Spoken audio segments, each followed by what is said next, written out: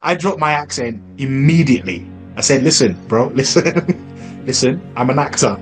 All right. I'm just acting. All right. I'm not a gang member. I'm not even from this country, bro. If you got something, let it rip. I'm never going to do this again. Everybody grapples with this idea that you're really a fraud. Like, I'm alive. And that's when it clicked with me. And I thought, these are not superheroes. These are just men that can do super things. This is Matt Del Negro, and you are listening to the new stripped down 10,000 No's. Today's episode is a throwback to the long-form conversations I started this podcast with back in 2017. So what you're hearing is a raw, unscripted conversation with someone I've worked with, someone I've known, or been inspired by in some way. If you like what you hear, you may also be interested in my working actors community, where I have conversations like this every week with artists just like you and bring in an industry VIP every month to join us. So for now, enjoy the conversation, but if you want to be a part of the working actors community, stick around to the end to find out how. What we do here is go back. Well, first of all, thank you for doing this. This is a long time coming. You and I met briefly in season 3 behind the scenes. Was the first time I met you, and I was pretty much blown away because I had been a fan of the show for a couple of years and loved Bunny. And you're so good as Bunny that it was one of those ones where this happens a few times where I go, oh, they just found the guy. He's not even an actor. They just found the guy, and and he turns out to be able to pull this off, but it's just the guy. Like when you cut out with your British accent, I was like, what? I could not put it together that you were Bunny, You're standing there physically in front of me. I know it's you, but it was just what a magic trick you've pulled off with that performance. It's incredible. I appreciate that, man. Thank you. Yeah, I remember the day we met. I just came in for a set visit because I don't like sitting in trailers at times, and I particularly wanted to meet you because Sopranos in it. So I was like, oh yeah. That was really wild. So I was like, all right, cool. And also I think it was the same day. I think what's the character's name? Cherry? Is her name Cherry? Oh yeah. So I'd never met her before either. So I was just trying to meet people and say hi and all that kind of stuff. And, Natasha Mark. Yeah. Yes. That's right. Yeah. So man, that was a fun day. Great work. Thank you. Yeah. And so it's interesting. Kind of a good place to jump off with is I saw an interview with you where you were talking about this role and getting cast, and you said something like the audition came through. And you figured, well, it's an American accent. This isn't going to happen. And you were really loose. You made the tape, and then Taylor called you, and you had a long conversation. And then I guess they brought you back in, then they gave you the job. So I think that's, I think for myself, and I've talked to a bunch of people about this, I'll cast myself out of roles so many times where I go, well, they're never going to, they're going to get the guy that's more this than me. And it turns out to be wrong most of the time. And then other times you think like sometimes you'll think I'm never going to get it. And then you get it. And then there's other times you're like, how could I not get this? And then you don't even get a call back. So walk me through a little bit of your, the accent and your training, because not only the accent, but the entire persona of Bunny from the pilot was so dropped in. That's why I kind of felt like, oh, they just got the guy, or they got someone real similar to this. Yeah. Because I felt like you guys were dropped in when you and Jeremy would have those conversations out on the lawn chair.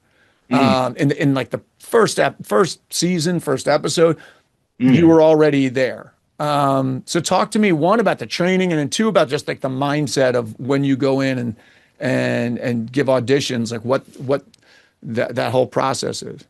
Yeah. So, I guess I'd have to start maybe, quite very early on in my career. I started off in 2016. So that was where I got like my first screen gig and all that kind of stuff. And following on from that, I I booked a job at the National Theatre in London, that's a huge deal because it's a national theatre, right? Yeah. And but the role wasn't. It was a network directed by a theatre director called, no, I don't know if he's a theatre director, but he's a director called Ivo van Hove. Ivo van Hove is a legend, right? And it was Bryan Cranston was playing the lead in that. So in during that, I think the run of the play was 6 months, and in that time I was cast as an understudy, but I was also like I guess what you would call a supernumerary. So I was like one of the background whatever it's network, so it's like the play is set in it's set in a TV studio, and all that kind of. So I was playing like one of the camera guys and one of the sound technicians and stuff like that in the TV studio, right? But I was also understudying three other actors on the play. And I remember it was really a shift in perspective.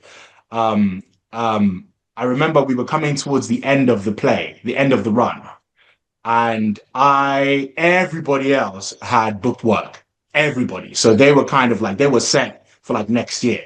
And I'm out here. I've had, weeks and weeks of auditions. And my agent is superb, right? She's throwing me work left, right, and center, and I just can't make anything stick. So I'm panicking, right? And I used to have little chats, sometimes with Bryan Cranston, on lunch, like when he's coming in and stuff like that. And I'd also in that time, because I was an understudy, I also started working on with this other actor called Richard Cordery, who was I guess he's like a Shakespearean buff, right? And I wanted to kind of learn how to do Shakespeare because I didn't actually go to drama school. So Richard Cordery's teaching me stuff, and I'm having chats with Bryan. And coming to the end of the run, like I said, I start panicking, and I asked Bryan, "It's like, look, can I ask for some advice? How do you deal with all of the rejections and and how do you deal with auditions? Because I'm panicking right now. I was about to propose to my girlfriend, my wife. I was about to propose to her. I had no money. I was paying taxes. Fucking money's flying out my ass. Like, it was crazy, right? And Bryan was like, so he sat me down. So the way the play was set, it was so crazy. The way the play was set, we're on stage and we were supposed to come on as the audience is coming in, and they had an audience section on the stage, and it's like the set is like a massive TV studio and all that kind of stuff, right? And my station was in the back, but it's very visible, but it's in the back. And normally Bryan would come in and he would, he would be in character and he would sit down and would do the makeup and all that stuff. And I'll mic him up or whatever. And he was just like, all right, cool, come talk to me. And I told him everything. And then he asked me, very simple question: what is your job as an actor? And I was like, I don't fucking know, man. Do you know what I mean? You tell me. I'm new here. And he was like, all right, cool, right. He said, your job as an actor is to create a compelling character. Everything else is beyond your control. So, and he compounded on that, and he was like, he said, obviously you can't give yourself the job. You're not a producer or whatever. You are the actor.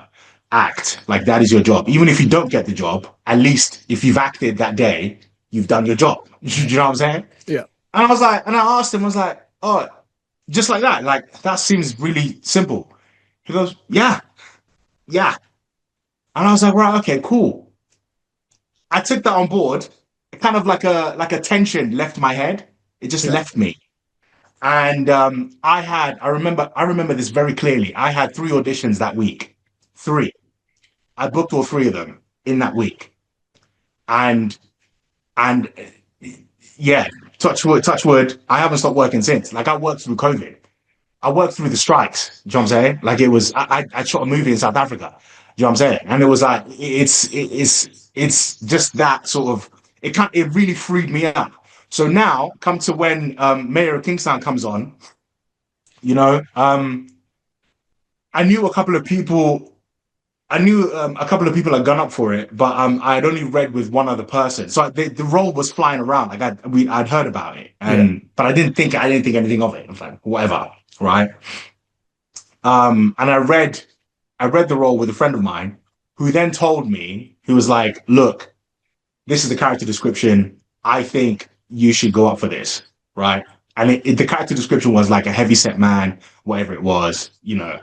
And I was like, "Oh yeah, cool, whatever, cool." I told my agent about it. My agent was already on it, before I'd even, do you know what I'm saying? And she sent me the tapes, she sent me the sides and stuff, and the scenes that we were supposed to do. And like I said, like you know, like you mentioned, it was such a long shot that I didn't really think, I didn't think too much of it.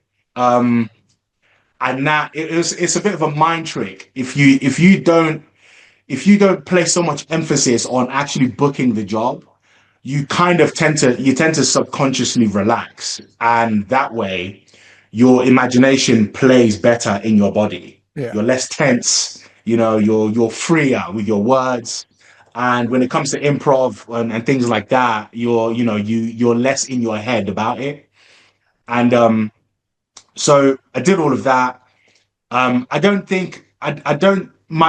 I'd already been working on an American accent, and it wasn't really like my American accent wasn't particularly great.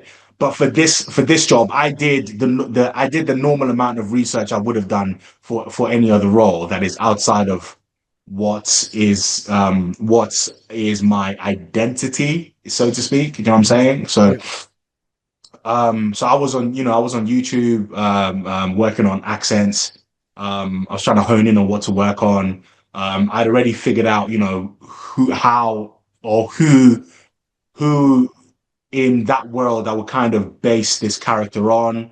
And when and you I went to had, YouTube, sorry to interrupt, would you go and try to find real guys or actors portraying guys like this? There's a guy on YouTube that takes a camera with him, and he travels through like the hoods.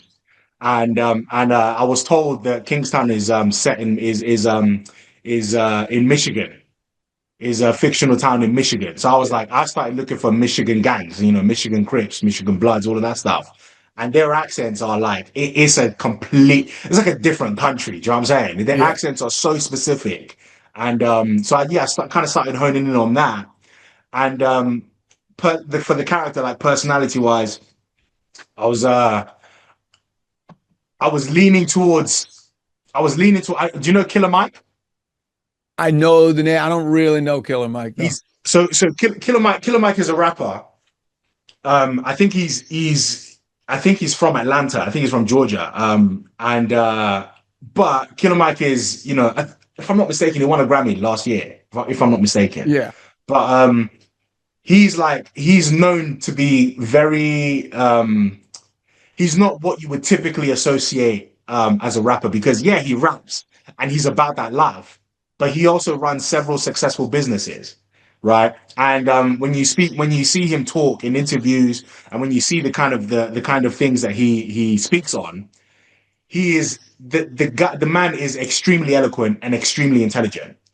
So I was like, right, okay, I'm gonna try and make the character like that. You know, not make him a little bit more human. Because to be honest with you, if I was in that world with the mind that I have, I would try to get myself in the most comfortable position possible using whatever means that I have. Yeah. I would use 100% of my brain to get myself out of, if I was in the hood, and like I would use that. I would use my acumen to do that. And that was kind of how I built the character psyche. Yeah. And then I started leaning into like other things, you know, like I'd also base kind of like his charm on do you know Idi Amin? Idi Amin was the former president of Uganda. You're finding all my blind spots, Tobi. So this is years ago. This is like what 30 odd years ago or something like that. But Idi Amin was the former president of Uganda. He was a bit of a dictator. He had like a very checkered life, but he was known to be quite charismatic, very funny, kind of very jovial. Big man. He was like a Ugandan boxing champion at one point. And I played, Forrest Whitaker played Idi Amin in The Last King Oh, of Scotland. yeah. Okay, I know. Yeah, I know. That I character. I did the stage adaptation of that years ago. That was like, I think that was like one of my first lead roles in stage and stuff. And I kind of I used the jovial aspects of him. However, there is a switch when it comes to when it comes to that person, when it comes to Idi Amin, in that as jovial as he is, and as happy and whatever it is, and as welcoming as he is equally as scary, equally in equal measure. So he's happy, very happy, extremely happy on one end, Yeah. and he's extremely violent on the other. It's wild, right? And I was like, right, okay, cool. That's kind of where that I would like to be able to portray. And Those you've kind of executed exactly what you're saying. So many people I told, oh, I'm gonna interview Tobi, who plays Bunny. They're like, oh, everybody says, oh, that's my favorite character on the show. And I thought about that. I think it's that exactly that combo you're talking about, which is really charming, really kind of like all heart, and yet gets business done. And it's a little bit of like a Avon Barksdale from The Wire. The Wire. Yeah, that kind of, where it's like, this ruthless leader, but educated, like big mind. And and then you just like your natural essence every time you just have such a warmth to you. I think that's kind of what makes it work, is that like he's so like, there are other characters that are like, I always think of Tracy and Kyle, well, Kyle in the early days, as like the moral compasses of the show. Yeah. But you're kind of like, you there's a lot of violence there, but there's like a real justice to the way that your actions have, like, there it's not just like willy-nilly violence. And so there's kind of this charm combined with that makes it really compelling. And by the way, I don't also want to talk the whole time about Kingstown, because I want to get your story, but I do love to hear that, just because I found it interesting that you said like, oh yeah, that's so, what are the chances? And for everybody that's watched it, it's like, what are the chances? This is like destiny. Like, you're perfect in this role. So it's just, I think, good for actors to hear, everybody kind of feels that way at some point, like even on the ones and then you get it, and then you kind of, you don't always have the best assessment of your own gifts. So you have to just like Bryan Cranston said, do your job, and then let the powers that be decide if that's you're the guy or you're not the guy. But so one thing I want to ask you, kind of going a little bit more macro in like your entire life, you were born and raised in Nigeria until you were 10, and then you went to the UK. You have parents that are actors, creatives. What was that like? I mean, that's a huge shift at the age of 10. And do you think in some ways that I mean, I'm sure having parents in the business maybe influence it, because you're getting their take on things, their kind of artistic view of the world, but also that huge change. I mean, did you find yourself having to reinvent yourself when you moved, and has that played a role in you as an actor? I would say so. Yeah, I mean, it was definitely really, I found it really odd moving to England. It was such a huge culture shock, because I'd only ever seen England on TV, you know what I'm saying? And we're watching like all of these British TV shows and stuff. And when I come in, I was expecting they always show like all of the TV shows we watched in Nigeria about England, they always show like all of the posh side of it, you know what I'm saying? Like in Mayfair and you King, whatever, all these really nice areas in London, right? And then you go there, and it's just not. It's just not. It's fucking weird. It's raining all the time. Everyone's miserable. Do you know what I'm saying? The trees are fucking. I mean, we got there. I think we got there what in summer. We got there in summer of '99. So yeah, it was green, but it was raining. Do you know what I'm saying? And it's like, oh right. And it was. So when I got to school, when I started school, that was the first time I felt black, to be honest with you. I'd never really identified, or I'd never thought about whatever blackness is. I didn't even understand that. So now all of a sudden I'm here, and now I'm being called this thing, and this identity has like certain stereotypes that everybody sort of like goes along with. You know what I'm saying? And I found it really difficult to understand because I also had an accent as well. So everyone, on one hand, everyone assumes you're black, so you must fall in line. But then on the other hand, when I act as myself as an African, it's like, oh, who the fuck is this guy? Do you know what I'm saying? Yeah. And I was there just before. No, I was there like what? When I started school, Africans weren't cool. Do you know what I mean?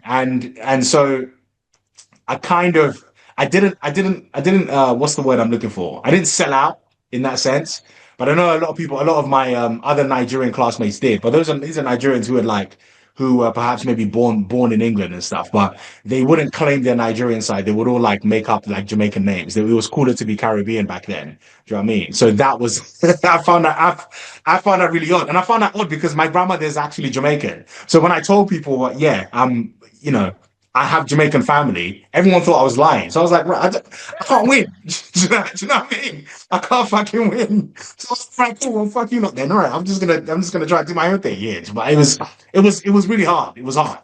And you get to a point where, I got to a point where I had to move schools. It was at the point where when I left school because the school that I had initially gotten to, this is like high school now, this is like years later. But the school that I had initially gone to was quite rough. And I remember a lot of my classmates were getting into trouble. And this is like 13, 14, 15. Do you know what I'm saying? Yeah. And I remember one of my classmates, like he went to like a young offenders institute. So he got arrested for armed robbery and stuff. And I was like, what? And I told my mum this, and my mum she pulled me out of that school immediately. And I went to like a school kind of a little bit further out of town. Things were all right there. Things were all right in that school, but it was just the adjustment of just living in England and just the constant what's the word? The constant wrestling of identities is something that I found really odd. What did you? Oh, go on. Go ahead. No, go. You go. I cut you off. It was just to be so with the wrestling of the identity and stuff. I guess it kind of made it forced me to be able to have to observe people because I didn't have a British identity, so to speak. So in order for me to be understood, I had to understood everybody else. So my eyes had to be really open. I already come from a country where people are speaking like several different languages. Nigeria, there's like over 300 languages in Nigeria. So, and I lived in Lagos. So you're hearing accents left, right, and center, different accents, different cultures. You're in school, they're teaching you in primary school. We were like ahead of everybody. Like by the time I was in year 5, so maybe by the time I was 7 or 8, we were already doing algebra and we were learning 2 languages, including a European language. So, do you know what I'm saying? Yeah. So, and then I come here and it's none of that. Do you know what I'm saying? You're kind of dumbed down a little bit. It's, if you're too smart, everyone takes a piss out of you. If you're not smart, everyone takes a piss out of you. What do you do? So you know sounds, that's why I asked the question, because I know a lot of actors that if they were, United States citizens, their families were in the army or they moved around a lot and they had to learn to read a situation and fit in. And it sounds like there's a version of that for you where, you go there and all of a sudden your antenna has to be up out of survival and you learn all these different types of people, who's dangerous, who's safe, who's, who's inspiring, who's going to bring you down. Did you find when you got there, because you're talking so much about identity, did you play sports or did you do theater back then? What did you do where you kind of found your own way, or where people like, how did people get to know you? You know? I'm not gonna lie, I did everything. I did everything I could. So in middle school, we used to have like assemblies. The whole school will come in, and the head teacher will be at the top telling you, they'll pray in different languages and praying. Like we had a lot of Hindu students, a lot of Indian students in my middle school, and also like a lot of Irish students as well. So we would do mass, and then we would, and also Muslims as well. We would like say happy Eid and all that. And I think there were a couple of Jewish students as well, like during Hanukkah, and like we were kind of involved in all of the different cultures and religions. Sorry, what was the question? I completely gone off track there. No, just wondering if it like what you did when like you kind of had to find your identity in this new place. Like, did you get known as like an athlete, or did you get known as like, the funny guy, or were you? Yeah, it was that. I don't know why my camera is doing this, but yes, you know what? That's that. A new thing on Zoom. Mine's been doing that lately too. I was actually just going to look it up before we got on to say, how do I stop my camera from zooming in and out? I don't know what the deal is. It's making my face look massive. It's like, I don't. It's been happening to me for the last like month. I don't know. It must be a new glitch. In Zoom. I don't know. Yeah. Yes, I did. I tried to play football, soccer. You guys call it soccer, but basketball was really my thing. I was quite tall as a kid. I was often the tallest in my year, and basketball was like it was a thing. So when I got to high school, I kind of progressed. I got into like a club, a national team. I almost got scouted, almost started playing in America, and then I popped my knee. That was kind of like the end of that. But I tried to do everything, in school.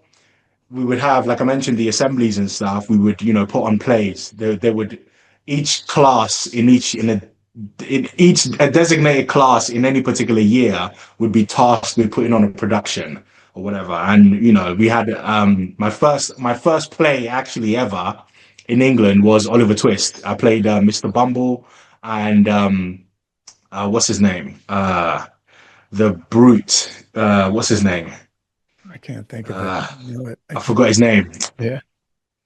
That was just in school. That was in like yeah. That was just in school. He was the guy who was dating Nancy. He was like the thief of the town. He was like the bully, the guy. He was like the gangster, right? Bill Sykes, that's his name. I played Bill Sykes and Mr. Bumble.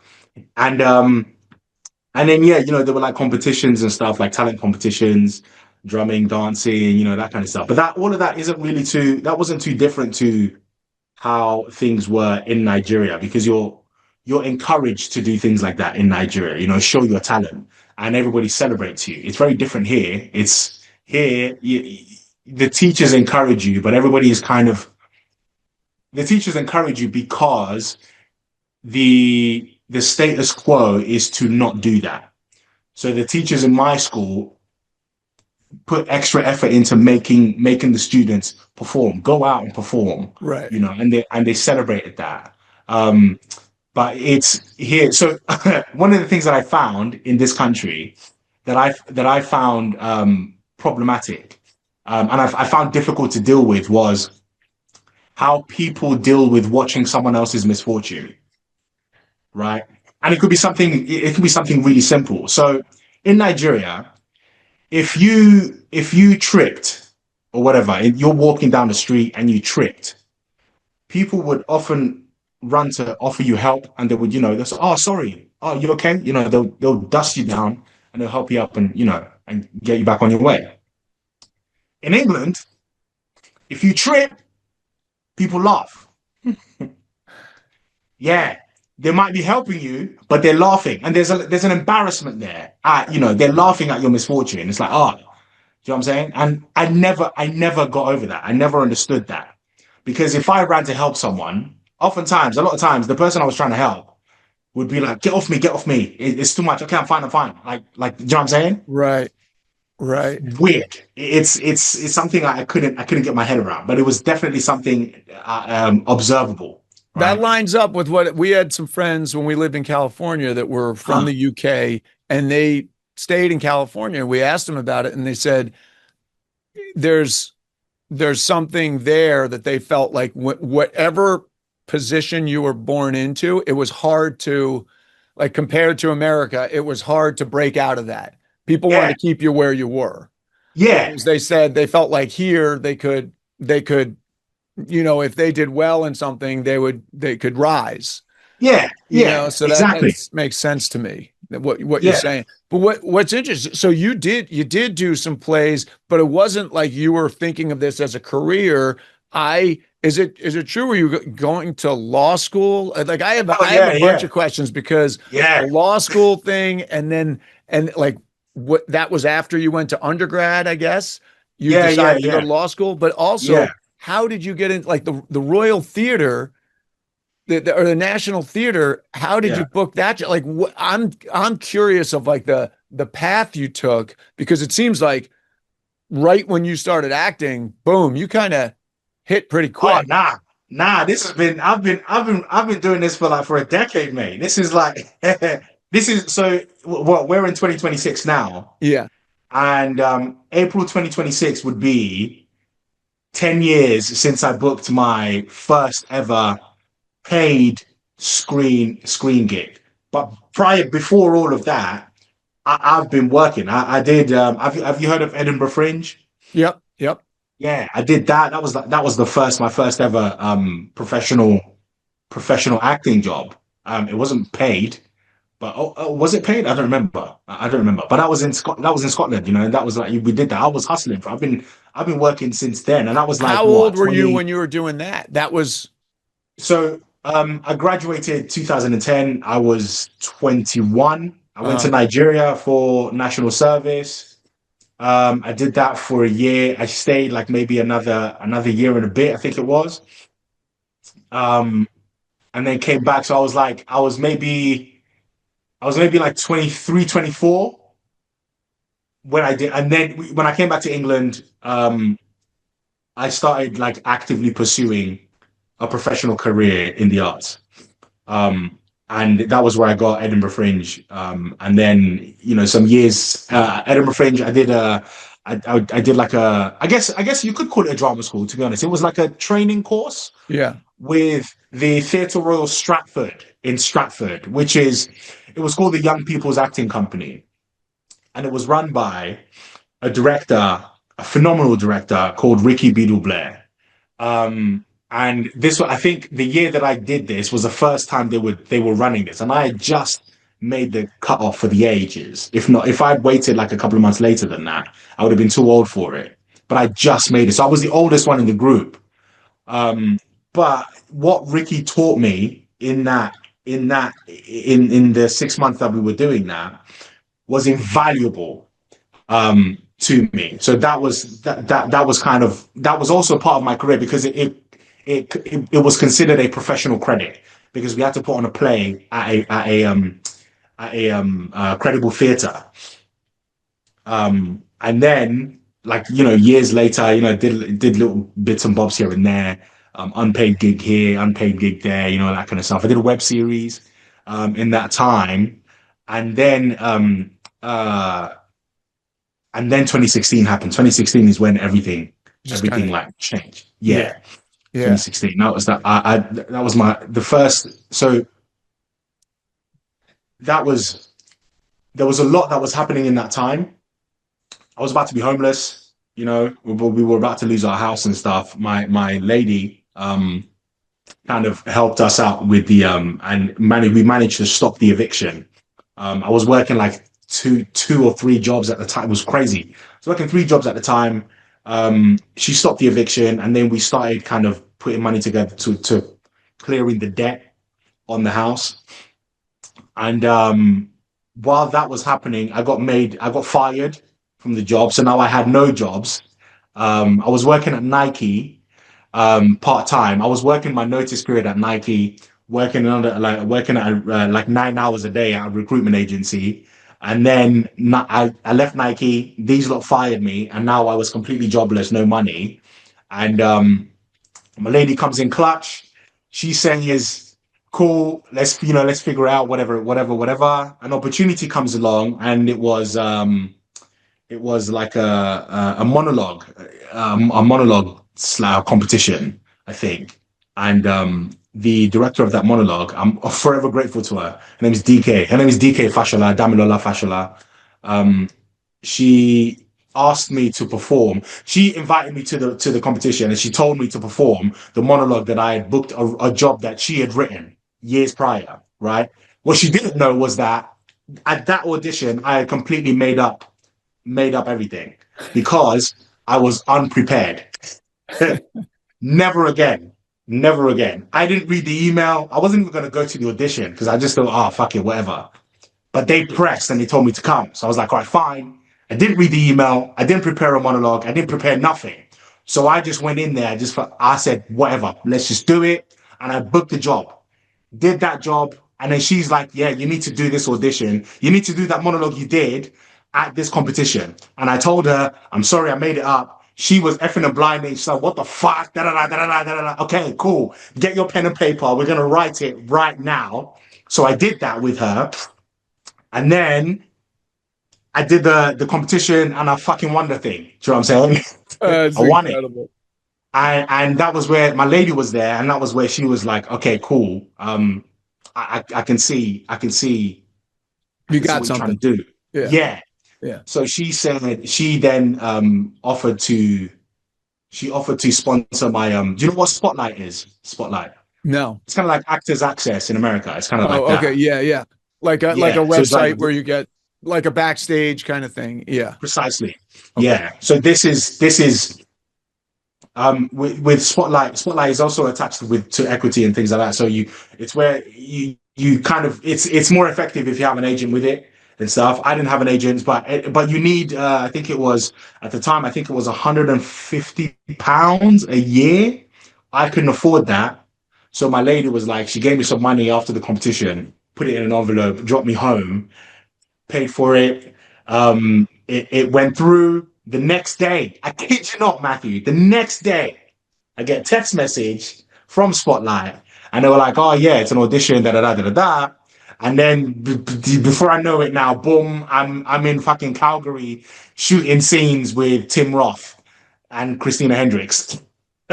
Wow. Is this so I wanted to ask you about this because I saw you talk about, I think was this the one where the character's name was God's Will? Yeah, that one. And I saw you talk about this, and I kind of wanted to ask you just because I feel like for me, like my faith is like a huge part of the whole thing because as you've been talking about for as long as we've been sitting down, it's just like you get hammered down constantly and you have to have this really strong faith. And I had heard the story of you saying like I think that was one where you said, I'm going to pray on it. And like, if it's God's will, you like literally said, if it's God's will to be done and you get a character, God's will. I thought that was pretty cool. We were outside. So we had no money. I had no money. And my lady, and this is after my lady had just paid, she just given me money for the Spotlight subscription. Right. And, I confessed to her that, there's no food in the house. Like we're hungry. It was just my brother and I at the time. So she took me to the grocery store. But my Spotlight had checked out. So I now had it. So they verified me and everything. And now, they sent me the card and the membership card for it and stuff. So my lady was like, oh yeah, let's go celebrate, and she took me to the cinema. She took me to the cinema, but I wasn't going to pay for fucking cinema popcorn, which is fine, like £12. I'm not doing that. It's £2 in Tesco's. I'm going to go do that. Do you know what I mean? Yeah. So, and while we were there, it was like $50. She paid for she got all of our groceries and stuff. And as I'm loading up the car, it was like a movie. There was a full moon. I'm loading up her car with the groceries that she's paid. She's just saved our asses from eviction, from essentially, being homeless and stuff. And like she's talking about she was talking about, you know, just hopes and dreams and stuff, and just what, you know, what the excitement of, you know, having this subscription, and what this could mean, you know. And I'm listening to her talking, and I kid you not, the moon is like, there was like clouds behind it, but then the moon is like, it was clearing, and then it's a full-blown full moon, and she's standing, it's just behind her head, right? And I was just looking at this, and I like tears were welling up in my eyes. We're in a car park at a grocery store, it's empty, right? And that was where I was just like, I started whispering the prayer, because at that point I had nothing left. I think I had maybe £2.50 in my account, and that was just to keep the account from going into overdraft. Like, I had nothing, you know. And I was very I had been, prior to all of that, I had been very adamant about my plan, and I'm going to do this, and that's how it's going to be. And everything I had planned just went to complete shit. It didn't pan out the way that I wanted to pan out, or whatever. And I just hit, like, I think that may have potentially been the lowest point in my life. I'd lost my grandmother a couple of years ago, and she would have been like, she's usually my voice of reason and stuff. So when she was gone, I felt that void in that moment. I really felt it then. And so, yeah, I whispered a very quiet prayer, and I was just like, listen, God, I ain't got shit, but this is the one I'm going to marry. Whatever you got planned, if you could expedite the process, I would be grateful. Please, let your will be done. I'm not fighting you anymore. I'm good. And I was whispering that. She's kind of heard me kind of talking under my breath, and she was like, what's up? I was like, nah, don't worry, it's fine, whatever. And then we go to the cinema, we go watch The Hateful Eight, you know? And in The Hateful Eight, obviously, The Hateful Eight is like a 3-hour movie. There was an interval, like a 10-minute interval. Yeah. And I said to her, we were having so much fun. I said to her, you know, that's Tim Roth, yeah? She was like, she doesn't watch movies. She's like, who's that? I was like, oh, it's Tim Roth. She's like, you know, he works with Tarantino and all that stuff, right? And I was like, I want to do what he does. I would love to work with him one day. And then, you know, that's all I said. That's crazy. That's all I did. And then the next day, the text comes in. That later on that week, I'm going to go visit I'm going to the audition. And then further on, I think the whole process was like maybe a month, 2 months, 2.5 months, I think it was. But in that time, before I knew it, you know, you're working with him. Yeah, I'm working with this. I'm sitting next to this guy, and I'm telling him, I think my last day on set, I was sitting next to him. There was like a massive fire, and there was like it was a bit of a party and stuff. And I'm sitting next to him, and he and I were just talking, and I was telling him how I got here, and even he was just like, "Yo, that's crazy." And I was like, "Yeah, dude, I'm fucking looking at you in the face. You don't understand how nuts this is for me." That is. Right? We were just talking about you, and now I'm here talking to you. And what? Yeah. So that's kind of how it's been. And then, you know, like I booked that job, and then it becomes like I thought that would be it. Oh yeah, this is a great job. You know, it would be, there'll be more jobs coming from this and stuff. But it didn't work out like that. Like I didn't know how to audition. I didn't really know anything about techniques, screen work, or whatever it was. I was mad. I was big on screen. I was just like doing all of that stuff. It doesn't work like that. Do you know what I mean? So it was a huge learning process. And then, you know, once I'd figured out what my process is and how to do it and how to kind of exercise it, you know, I started kind of getting better and better at it. Like there were days where I would ask my agent, just send me auditions. It doesn't even have to be like, I don't even have to go up for it. I just want to practice. You know what I'm saying? And she'd oblige me. She was sending me, hello, yeah, this one, you're not right for this one, but don't worry about it. Just try it, see what you do. And I was like, all right, cool. You know what I'm saying? And that was my drama school. Like it was just, right. Just work. It's a workout. Yeah. Yeah. That's yeah, I always constantly. say. It's like if you treat the audition kind of like what Bryan Cranston said, if you treat it like, all right, this is my my opportunity to work today. Yeah. I've kind of given over to this whole self-tape world that we live in now. And Mm. that's this room that I'm in right now. This is, like an office that I lease that I have, I've got the equipment. I come in Oh, here. really? Yeah, yeah. I got a whole setup because I'm like, I realized right after the pandemic, all of a sudden it was like, it used to be that a self-tape was like few and far between, and I never got a job off one. And then, actually, that's not true. Right before the pandemic, I got City on a Hill, which ended up turning into a regular. That was off of a self-tape. But like, so they started to get a little more frequent. And then Yeah. I was doing that job over the pandemic, and I remember thinking, we're never going back. And so I just kind of like, I just really like gave over to it. And Yeah. now I kind of enjoy it. I treat it like, I'm like, how am I going to shoot this? Am I Yeah, going to come in yeah. close on it? Am I going to, sometimes I'm putting the camera on the floor and it's facing up at me and I'm, punching Oh, down on it. Like I'll just do stuff because I'm like, really? if I'm having fun, then it's going to translate.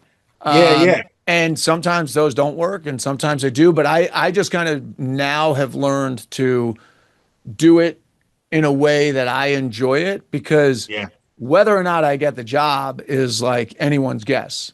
Yeah, yeah. I mean that like so why not have fun in the process and Yeah. actually enjoy it and do the best I can do with it. So So how does it work for you then? Do you when you get sent the tape, do you how do you what's your process? How does it so I get how does it get from script to I get I your get an camera? email. I get an email Mm. with the thing. I pull up the sides and I get like I have index cards. I always have them on me. They're like 3x5 Oh, index cards, and I write out the whole audition from my point of view. So I write it down. I had heard this thing like Kevin Spacey talking about. He did it for different reasons. He did it because he's famous and he didn't like walking around with a script or being in a diner with a script uh, where people are like, oh, what are you working on? So he just started writing out his scenes. So I heard that and he said something about it helping the memory. And I oh, started doing it and I found like it's a bit of a pain in the ass to write it out, but you really learn the scene yeah, so much yeah. quicker in the long run because something about writing it, and I'll write like this any stage directions. I'll just do whatever makes sense to me from my character's perspective. Right, right. And for my character, I'll write like, Toby, it'll be like a T. Toby Yeah, says, how yeah. do you do this? And then it'll be M, not for Matt, but for me. Whoever I'm playing, I just do an M because I'm like, it's me. Me. I'm going to be the guy. And I don't Yeah, think yeah. about so I kind of like, it's like a psychological way of me making the script mine instead of feeling like I'm like jumping through hoops for someone else. I feel like I Yeah, have yeah, more yeah. power when I go, all right, what's my take on it? So I'll do that. And then I come in here. I've got this laptop stand that I'm on with you right now. I put the Ah, laptop next to the camera. That's wherever the eye line has to be. And I have mm, usually my buddy who's in California will be my scene partner. Sometimes if he's not available, I'll get someone else. Sometimes if I have the time, I might come in here and like figure out like the night before, like what I want to do. Like when I approach it like that, mm. I kind of approach it like I'm actually shooting the scene. Like Yeah, usually yeah. if I got the job, I feel like I could go shoot it that day or the next day. Like I'm off book. I'm I'm I don't think it'll be as good as if I have some time to really get a little more nuance, but I feel Mm. like I'm shooting it like, hey, I'm on the day. That's how I do it. And so Oh, I'll look back at my auditions and like some of them, I mean, I'm proud of the last couple of years of auditions and I'll look back. yeah. Some of them I look back, I'm like, feel like that was pretty good. Like never heard anything back. So I'll have young actors go, I made this great tape. And I'm like, I could go through my Vimeo with you and show you me in here like a cult leader, like spitting and crap. Like I think it's pretty intense. Never heard anything back from them. You know what I mean? Like, I've gotten to the point because I'm a lot older than you. I've gotten to the point where I just go, Hang on, no, you're like what, 25? Come on, yeah. mate. I'm 24. I'll be 25 next month. No, but I've gotten to the point where I just go, what's going to make it fun for me? What's going to make it alive for me? And I've had jobs where people are like, oh, yeah, they're like, guys, don't, make the tape fun. Like, we look at so many of these things. Like, if you're not having fun, if you're not Yeah. bringing it 100%, like, you're not going to get it. It's just Don't like, know like what. don't worry about like trying to do it right or like the line. You want to obviously honor the script, and depending on who the writer is and how the writing is, sometimes I'll go off and improv some stuff.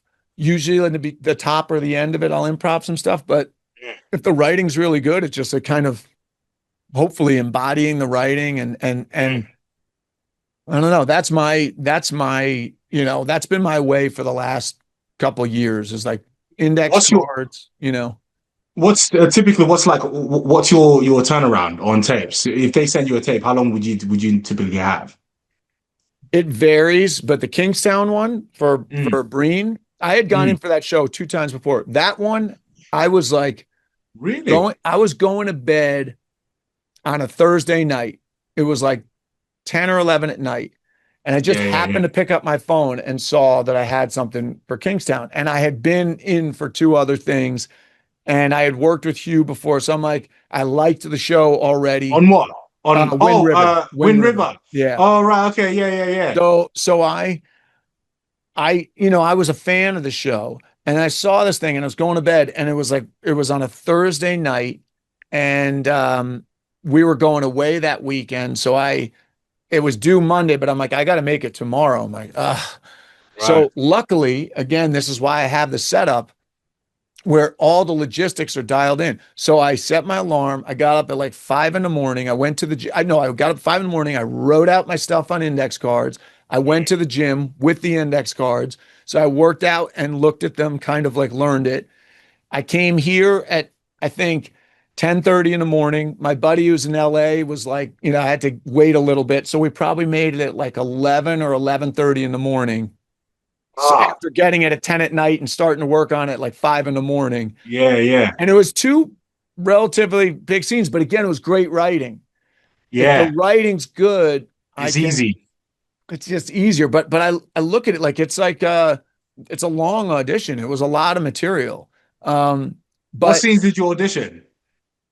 The audition, it was 2 scenes with Tracy. The first one was getting out of the car and being like, wow, it's a beautiful day. Oh. Hey, how you doing? Yeah. Like introduce. And she's like, where are you from? I'm like, oh, I transferred. And I'm like, you want to smoke and whatever. And she goes in.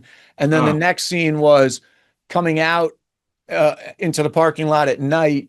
And I'm having this whole thing about, hey, were you talking to the warden? Is the warden a patient? Oh, that yeah, whole yeah. thing. And then we get to the car and I go, oh, it's kind of quiet out here. And I'm like, yeah, get to the car. And then I kind of get aggressive and I like take her hand and keys fall, and then I walk away whistling.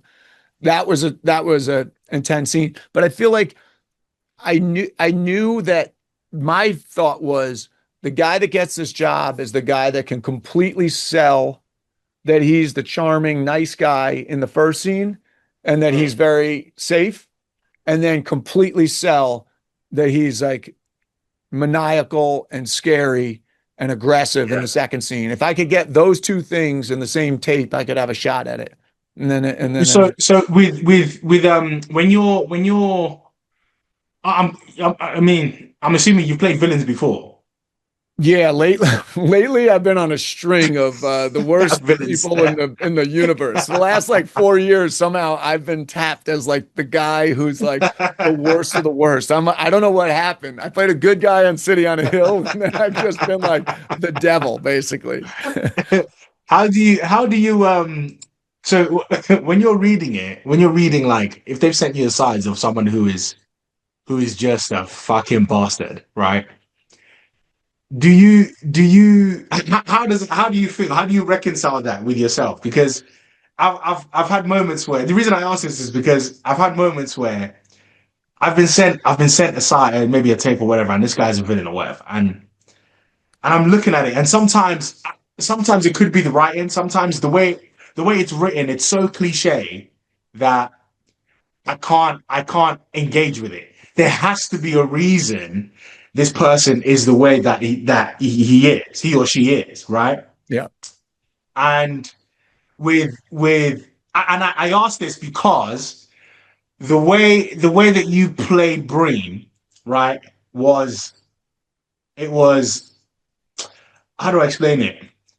Without sounding too, again, cliche or whatever it was very human, right? Thank you. Because you see, first of all, when you meet him, he's a bit he's doing all of this madness, right? Cool.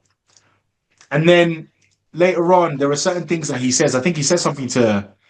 He says things, but then it's your reactions to what the other person has responded to that lets me know that, oh yeah, you weren't expecting that. Because if you were expecting that, then this character would be a bit of a sociopath or a psychopath or whatever it is. But he's not. So he just feels like maybe he's a guy. He's just a guy, right? He comes across as very human, and the response that he gets from people, the reaction to the response he gets from people, especially when he's in a state of contrition, where he's like, now he's trying to get his way back into the good graces of his colleagues and stuff like that. It got to a point where I started kind of feeling bad for him, like in the scene where you're going to have your lunch, right? Yeah, And everyone gets up, and I was like, oh man, that's cold. And this guy's, and then they send you to go and clean up the shit. That guy's fucking wiped shit all over his face. Then they send you, and I was like, oh yeah, that's cold. But and then do you know what I'm saying? So Yeah. so I'm asking. I guess what I'm asking is, how do you reconcile?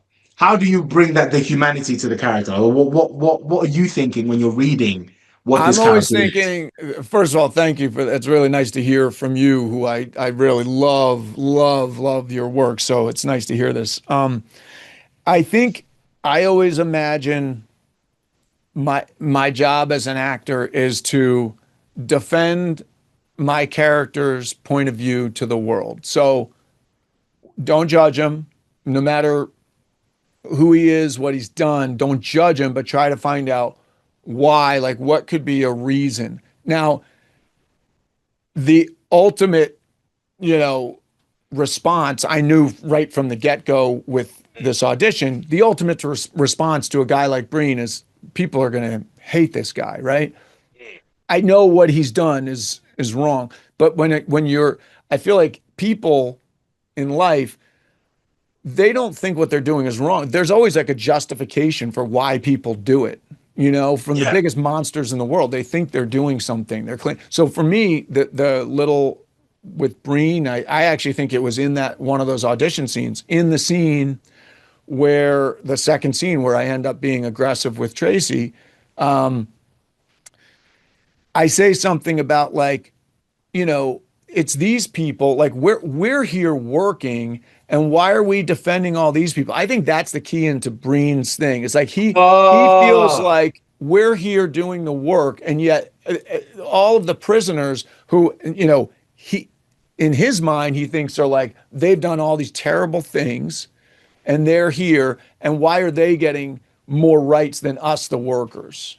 That's kind of his and then he obviously takes that to the nth degree, where he's like abusing the cherry character. Yeah. It's like, but then even that, in my mind, I thought, I had seen the show earlier, and she had a whole sexual escapade with the guard where she made him think that she was into him, and then she killed him, right? Yeah. So in my mind, I thought the way to play this is not that, like how it comes out, it's that my character's been raping her, or he raped her once or whatever, and that's how she got pregnant. In my mind, I played it like, oh no, we had a relationship that was not, something that should be happening, but I didn't think of it as like I was in this abusive thing. It was like it was a transactional thing. So I just kind of played it where I made the best case scenario for what I'm doing and not judging it. So that there's like, and again, it's like the scenes that reveal it, like that scene in the car when I didn't want to do it, but then once we shot it and the way Christoph shot it with like, he had like a wide shot of my car just alone in the parking lot. And I was like, this is such a sad dude. I mean, that gave you sympathy, even though he's really horrible. I mean, all the things that I do, like, I mean, it's just so aggressive and everything. But then you go back and you just go, who is this guy? Like, he is completely alone. And like, he is one of the casualties of this whole system. He's, you know. Yeah, there was so in that scene with the car, I remember thinking to myself, he probably feels like shit doing that. Not you, as in the cat Breen, as in CO Breen, yeah? I reckon this guy, if we delve into his psychology, in my mind, I was like, every shitty thing people have said to him or have called him, he's probably called himself that or worse. Totally. Right?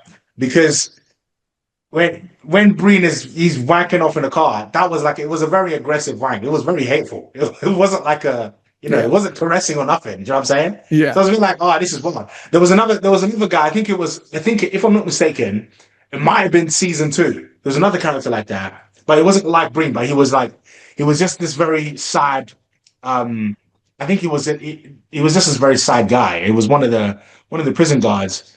It was season 2. It was one of the prison guards, and he had like I think he might have been in a bit of I want to call it like a verbally and emotionally abusive marriage. His wife kind of used to just chat shit about him, and there was a very intimate scene where he's just in the shower getting ready for work, and he's jacking himself up, but he's crying at the same time. Yeah. He's crying. Yeah. I was just like, this is really sad. Well, I think that's what they're trying to show is like all of the various people that are at this prison or involved in this whole system, and like what's the toll that it takes on all. That it takes and it on doesn't them. justify anything that this guy. I mean, I kind of took. And by the way, I'm laughing because we've totally flopped this around. It's become my interview. For anybody listening, we apologize. This is we've delved deep into Mayor of Kingstown. But that was one thing when I saw the scene in the car and then the scene in the lunch room when everybody walks away, I thought, and I didn't know yet where it was going.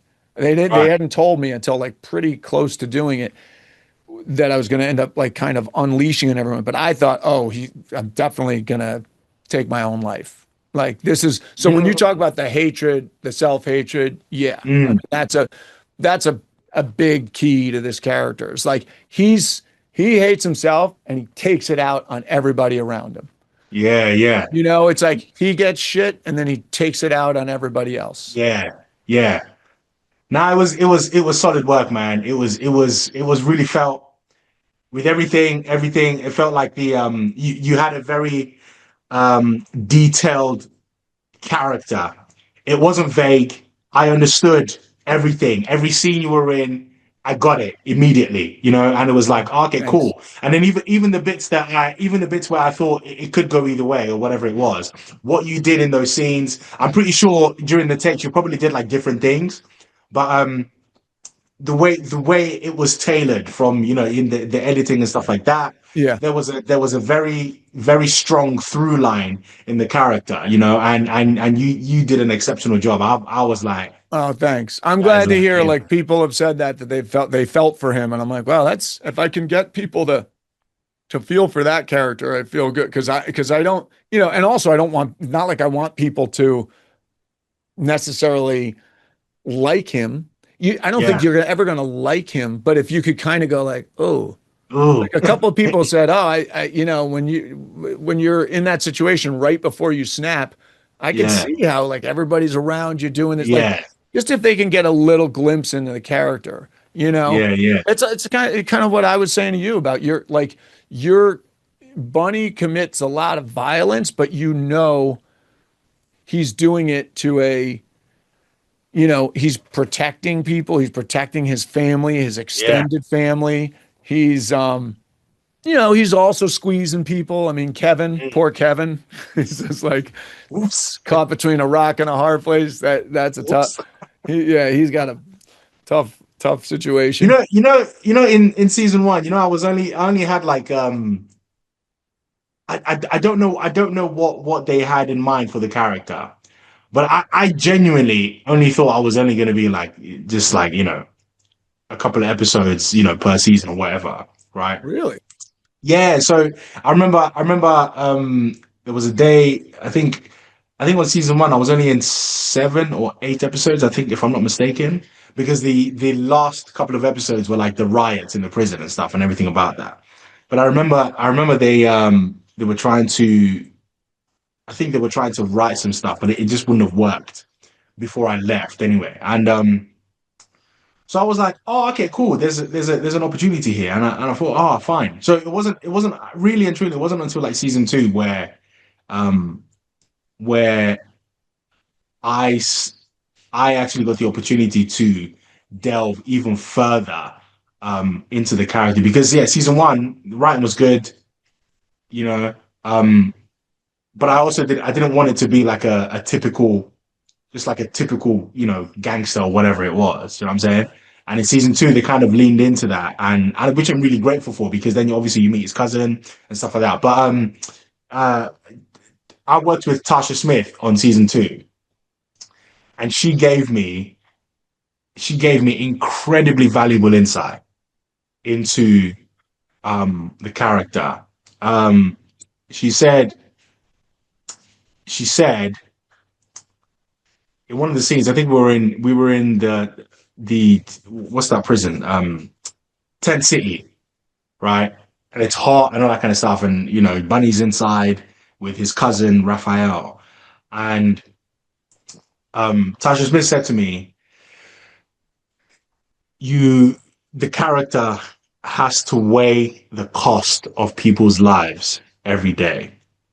When he makes a decision with the weight of people's lives on that. And I was like, I get it. Yeah. I get it. So I was like, okay, so it's not necessarily wanton violence. It's quite calculated.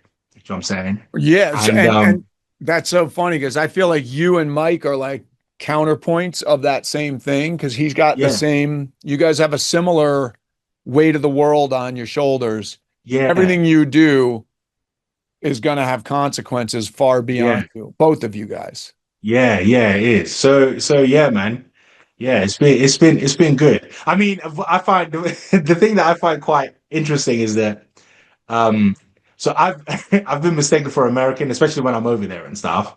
But I remember it was on I think it was on season 2 actually. Yeah, season 2, where I met this in the scene where Bunny and the rest of the heads of the gangs and stuff are coming into the prison. Yeah. So I didn't know how to do that scene. This is just a little behind the scenes, right? Just a little behind the scenes for you. I didn't know what to do in that. I was quite nervous. There's like 200 extras, or background artists rather, and this was my first time being around that many people, right? And obviously they're like screaming, ah! So it becomes a bit like theater in a sense. Like, you walk in and you kind of want to walk in there and let everyone feel the essence. Do you know what I'm saying? So, like, feel it. Because if they don't feel it, I can tell. And to me, it's like it's cheating. Do you know what I'm saying? Yeah. So I didn't know what to do. But then I met this one guy. I don't remember his name. But I remember him telling me, I think he was a Crip. I think a real life Crip, and he had just come out. He just got out, so he'd done some time, right? But then he started teaching me stuff that I hadn't, like teaching me handshakes and everything, all of that stuff, teaching me gang signs and really teaching me. He became my consultant that season. Yeah, and I was like, oh, and this is something that production, I don't know if production would have known any of this, But this is like, it's little details like that that I crave. He said to me, when you're walking in, look to your left. Your people will always be on the left. And I was like, what do you mean by that? He said, Crips are always on the left.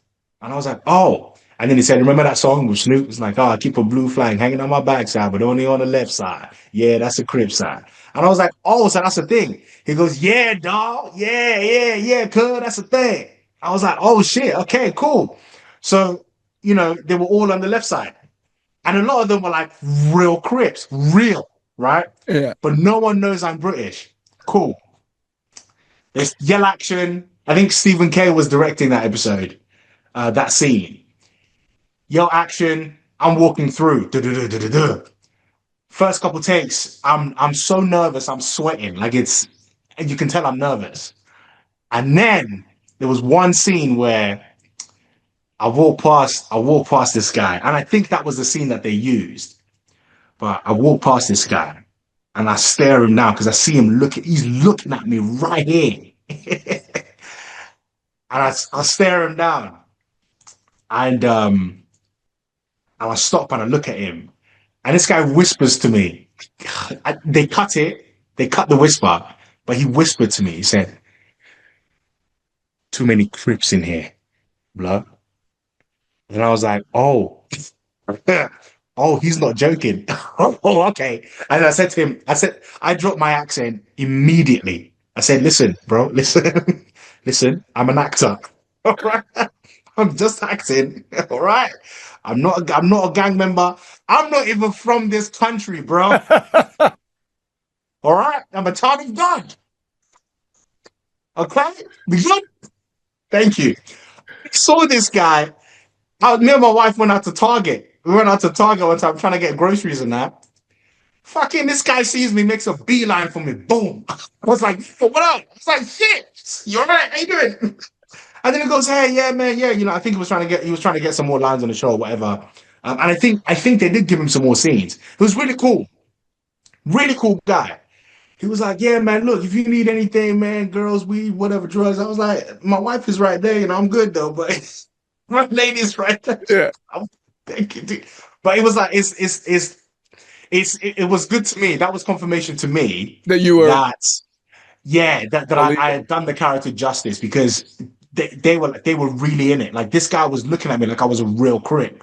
Well, I was going to ask you, with your accent, you know, on that show, like maybe you don't always stay in character, but on that show, in those kinds of scenes, I would think it would be helpful to you to just keep the accent and kind of stay in character. Absolutely. Right? Absolutely. Because otherwise, the magic is gone for the, I mean, look, I'm sure when you're talking to Jeremy after, you know, you've been working with him a long time. Yeah. You're speaking as yourself, but in those big thing, you know, like I just think of my own reaction to you when I'm like, oh, it's Bunny. And then you're like, hello. Yeah. And I'm like, what? Like, if we were doing a scene, it's just, you can keep that mystique of the weight of that whole character on someone that doesn't know you in a scene it would seem like it's to your advantage, you know? But well, yeah, I'm grateful for that. For me, on set anyway, is with a character like that, it's for me, it's less about staying in character, because I have to have breaks. I need to kind of, you know, take the steam out a little bit. So it's for me, it's more important that I maintain the technique. So I stay in the accent, even if I'm not playing the character. Yeah. When I kind of, because I've been on set now, we've been working on this for a few years now, so I kind of know when they're about to start, like when they're ready and stuff like that. And I usually ask for them to let me know when they're getting close, because it's in those moments that, like the beginning and the end, you know, of when we're about to shoot, where I really hone in, and then, you know, you dress up and you become, right? But because anytime, any moment outside of that, with the way my brain works and with the kind of person that I am, I can be quite pedantic about stuff, quite detail orientated. So it really stays with me, to the point where I'll come home and I'm acting like I sell drugs with my wife. Do you know what I'm saying? And that's not helpful because I got a life to live. Do you know what I'm saying? Yeah. I can't be on the phone to my agents fucking talking like be doing that. Do you know what I'm saying? Yeah. So I have to Yeah, I you got have to to kind of learn differentiate. how to demarcate it. Yeah. Dude, there were times where I remember on season two, I really locked in. There were times where I sleep talk, right? There were times where my wife was telling me I was sleep talking in an American accent. And I was like, oh, okay, yeah, maybe I'm doing That's a bit too much. Yeah, do you know what I'm yeah. saying? I got to chill out for a sec and kind of, and ease the tension and stuff. But yeah, it's more important for me that I stay in the accent as opposed to stay in the character. Because if I can stay in the accent, then getting into the character is easier. It's easier. Yeah. There's less to do, Yeah. and it makes me more flexible. So Jeremy likes to Jeremy is also very flexible. Obviously, he's an EP on there, so it's like he comes in, he knows the character, he plays the character very well, and he knows. I think one of the character descriptions I remember him saying was, "Mike McCluskey is a man of few words." And so he's looking at the script and they fucking sent him a page worth of fucking monologue. And he's like, he's a man of few words. Why is he talking so much? That, do you know what I'm saying? Yeah. Do you know what I mean? Yeah. And it works because that's the character. So I have to be able to dance with that because I've come in, I've read his lines, I've read my lines, I've read everybody's lines. So I know what everyone's going to say. But if he's changed stuff or if he wants to add a little bit of sauce, you know what I'm saying? I've got to be ready to dance with that. So I'm like, oh, okay, cool. If I'm in the accent, I can improv. It's much easier. I don't have to think about it. Do you know what I'm saying? I'm ready to kind of just ready to bounce with it. So yeah, but the character thing is an interesting. I tried to stay in it one time, the whole time. It fucked up my life, bro. It was too much. Yeah. No, I think it's like a hovering. I always think of it as like you go to work and then like depending on what the day is or what the character is or whatever, like kind of if it's very heavy and intense, to just like hover near it. Hover so then you can jump in, you can dive in, and you can come out a little bit and you just okay, so two things. We've gone way too long, and anybody who's going to watch this thing is going to either be like, "Oh my God, this is like they've really gone on tangents," but whatever. Here we are. So, two things. One is you mentioned the story, and we're beyond our time, so I know I'll let you go. Okay. You mentioned the story in real life of your wife talking and the moon behind you and the whole thing with the praying. There's a scene, I think it's in the end of season 1, but maybe it's in the end of season 2. It's you and Mike in lawn chairs looking up at the sky. Constellation. Yeah. Was that at the end of season 1 or is that that was one. That was season 1. That was in Canada.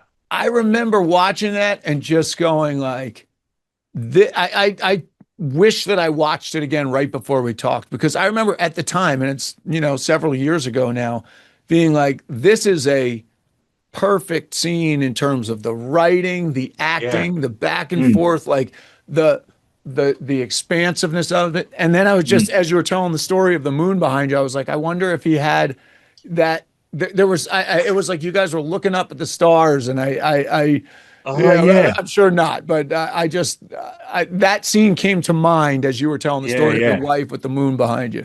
That's right. I didn't actually think about that. What I was thinking about that day was that I've been hanging out with Carl Chandler all day. I was like, oh shit, okay.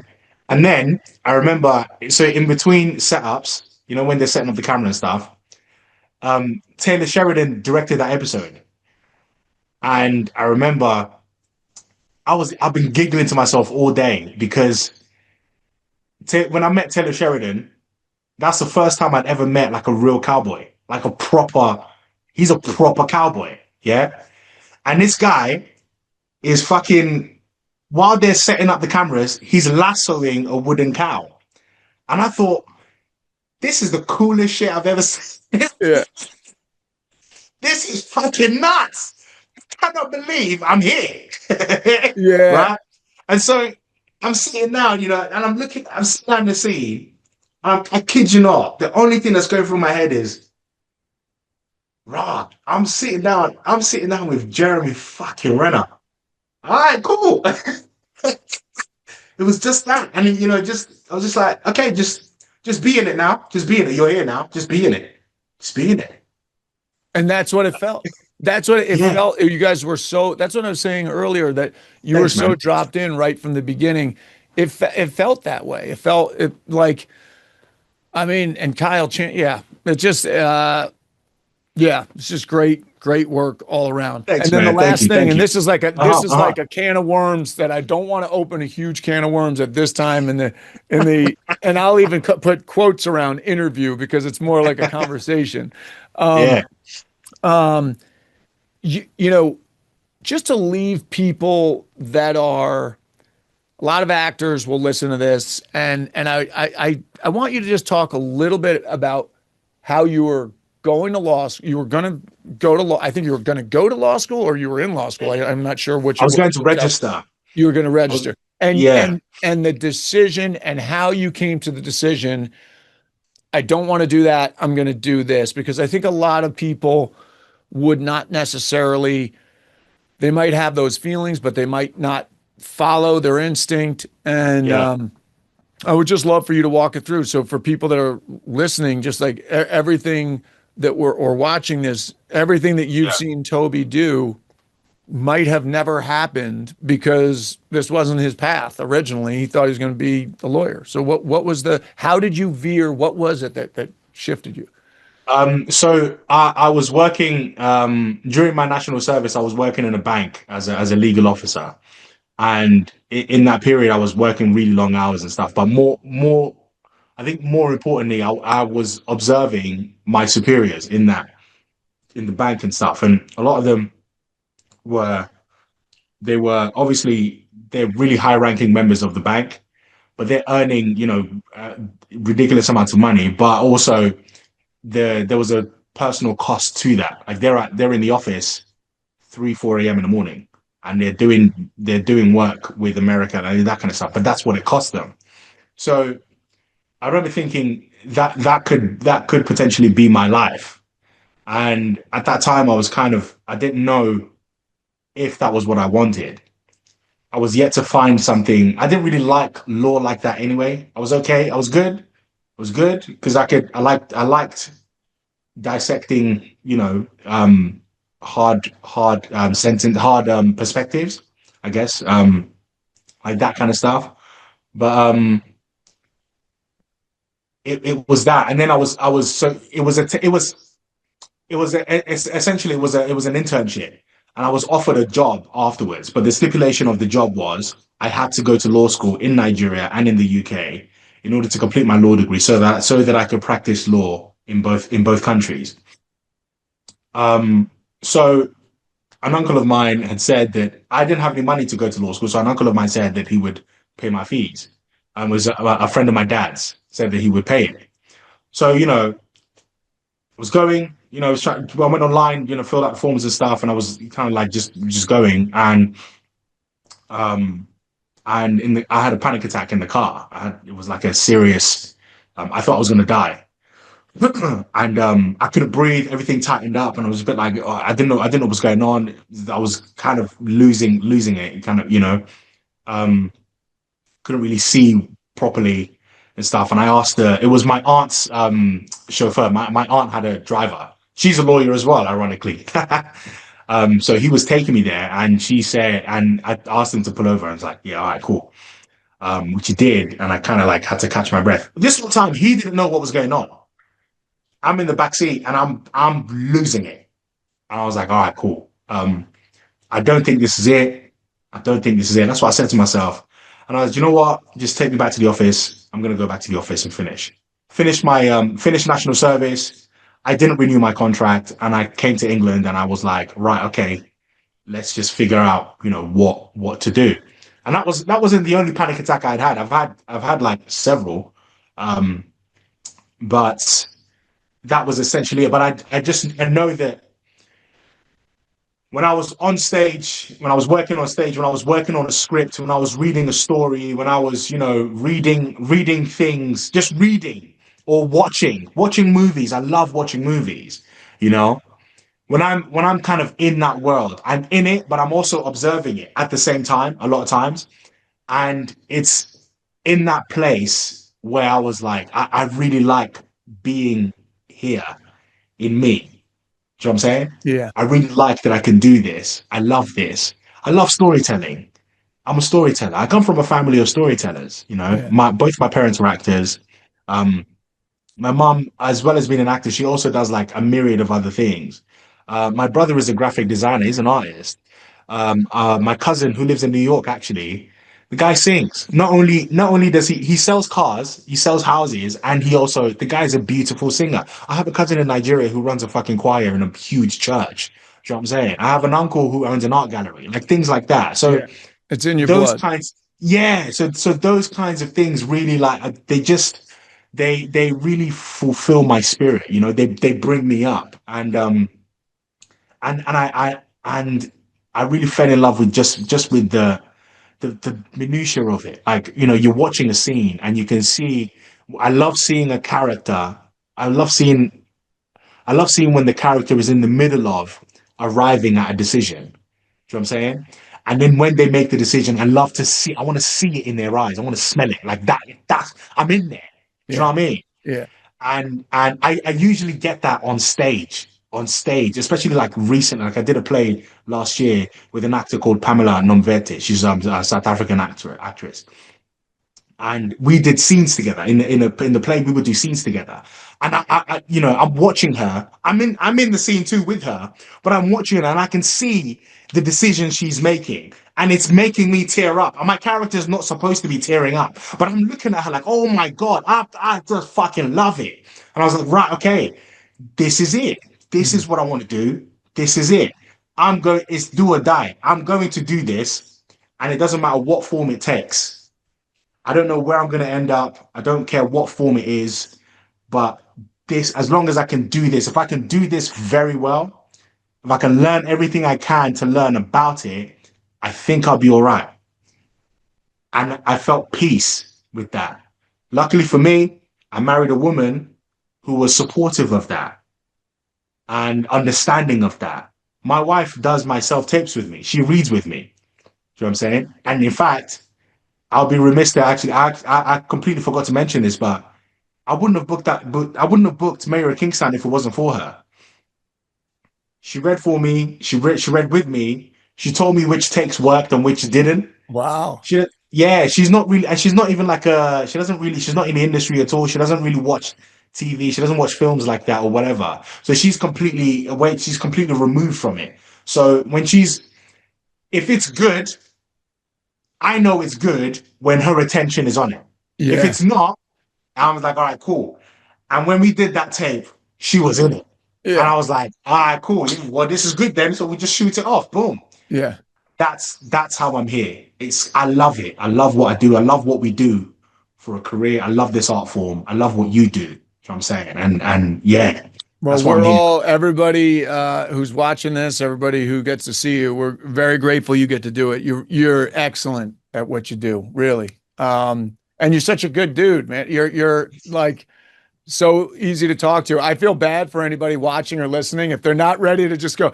I kind of just was all over the place with you today, but it was what it was. We went where we went. Hey man, yeah. This know? will be fun. It's fun, man. I've never done a podcast before, so this is cool. Thanks for having me on this. Well, you're great on the I love watching on the Mayor of Kingstown Instagram feed. You behind the scene interviewing everybody has been great. Yeah, you really. Oh, I want to ask you something. Did you how was it working with Edie again? Did you have scenes with her before?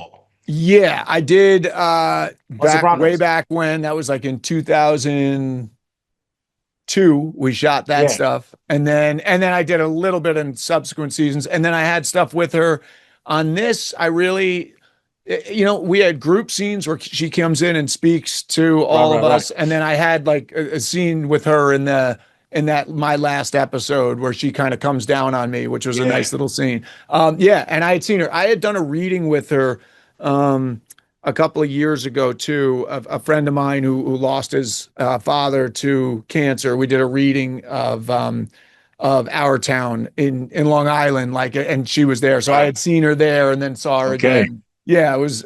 She's great. I mean, she's such a great actor. I'm going back and watching Sopranos. Like since this summer, I've gone back. I'm still, watching other stuff as well. So I'm not even through it all, but that show gets better. Like it's actually really cool to watch at this age compared to watching it back then. I'm getting so much from it in different ways, and she's different perspectives. She's incredible. She's incredible. Man. And then seeing her as Carmela and seeing her as the warden, it's like two very different characters. Very. She's doing a magic trick too, Yeah. Oh man, that just interviewing her was so surreal for me. Yeah, it was so surreal. Cool. It's like that's pretty cool. Yeah, man. Well, listen, thank you. It's great to see you. And likewise. I mean, where can people find you? Just on Instagram? Yeah, man. Yeah, I'm just on Instagram. I don't have Twitter or whatever it's called, X, or I don't have that anymore. I'm just on Instagram, and yeah, that's me, man. I'm there. I post most of the things that I work on. I post on that, and looking forward to chatting, chopping it up and that again. Yeah, I'm looking forward to you guys in season 5. Yeah. Amen. Let's listen if that happens. You know what I mean? I think it will.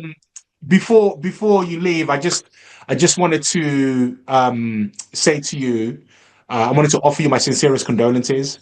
I know that you lost your father last year.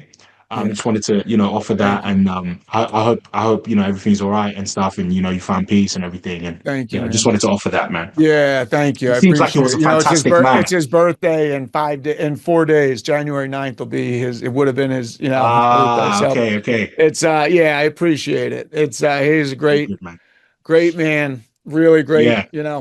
It was very sad, but also I'm very lucky. He was great father. So I appreciate you saying that. Thank you. It's all good, man. It's all good. Yeah, I never know who sees what on Instagram. You're like, I don't know what anybody sees. I didn't know if you even knew that. So thanks for saying he seems like a great guy, man, especially with the way you talk about him and stuff. Do you know what I mean? So both my parents, I feel like it sounds like yours as well. It's like I always say I won the parent lottery. My mom and my dad, both really good parents. So yeah. Appreciate it. It's good, man. That's good. And tell your wife, I don't know your wife, but tell her hi. I mean, you speak very highly of her. She sounds great. She's a solid woman, mate. A-star. I'm telling you. I'm punching. Yeah. We're both lucky. Yeah. Thanks, man. Thanks, brother. All right, that's it. If you dug this clip enough that you want to become a part of this community, just go to 10,000nos.com to join. In the meantime, thank you for listening or watching. We're glad you're here. And remember, failure is just opportunity in disguise. You can flip the script and make your setbacks serve you. See you next time.